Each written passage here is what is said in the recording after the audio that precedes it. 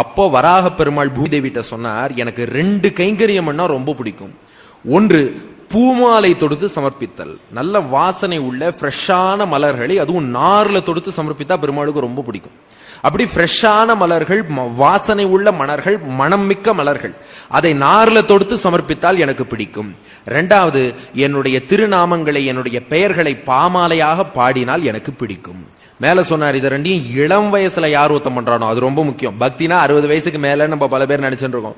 கீதை எடுத்து வச்சு படிச்சாலே இந்த வயசுல ஏன்டா படிக்கிறதெல்லாம் 60 வயசுக்கு மேல படிக்கலாம். 60 வயசுக்கு மேல சோடா பாட்டில் கண்ணாடியை போட்டு என்னத்த கீதையை தடவுறது, இந்த வயசுல படிச்சாதானே. இப்ப யாத்திரை போனா கூட சொல்லுவா, யாத்திரையெல்லாம் 60 வயசுக்கு மேல போ, 60 வயசுக்கு மேல மூட்டு வலி ஆர்த்ரைட்டிஸ்னு சொல்லுவா. அப்புறம் எங்க யாத்திரைக்கு போக முடியும்? ஆகையினால இளம் வயதில் யார் ஒருவன் பூமாலை தொடுத்து சமர்ப்பிக்கிறானோ, பாமாலை பாடுகிறானோ, வராக பெருமாள் சொல்றார், அவனுடைய கடைசி காலத்துல அவனுக்கு கபோவாதம் பித்தோன்னு பிராணன் இழுத்துன்னு இருக்கும் போது அவனால் என்னை நினைச்சுக்க முடியுமோ முடியாதோ, அந்த பக்தன் என்னை மறந்தாலும் நான் அந்த பக்தனை மறக்காமல் ரட்சிப்பேன். இளம் வயதில் யார் ஒருவன் என்கிட்ட பக்தி பண்றானோ அவன் கடைசி காலத்துல உயிருக்கு போராடி இருக்கும் போது இறைவனை நினைக்கணும்னு சொன்னா நம்ம நினைக்கணும்னு நினைச்சாலும் நினைப்பு வருமோ வராதோ. இங்க கபம் வாதம் பித்தம் இழுக்கும் போது எப்படி இறைவனை நினைக்க முடியும்? ஆனால் இளம் வயதில் அவன் நினைத்து விட்டானாகில் இறுதி காலத்தில் அவன் மறந்தாலும் நான் அவனை நினைவில் கொண்டு ரட்சிப்பேன்னு வராக பெருமாள் பூமி தேவிட்ட சொன்னார். அந்த ரகசியத்தை நமக்கு வெளியிடத்தான் பூமி தேவி ஆண்டாளாக அவதரிச்சா.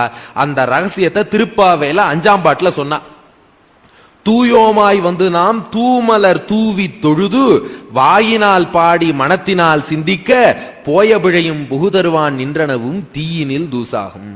ஆக தூயோமாய் வந்து தூமலர் தூவி தொழ வேண்டும். நல்ல பூமாலைகள் தொடுத்து தூய மலர்களால் ஆன மாலைகளை எம்பெருமானுக்கு சமர்ப்பிக்க வேண்டும்.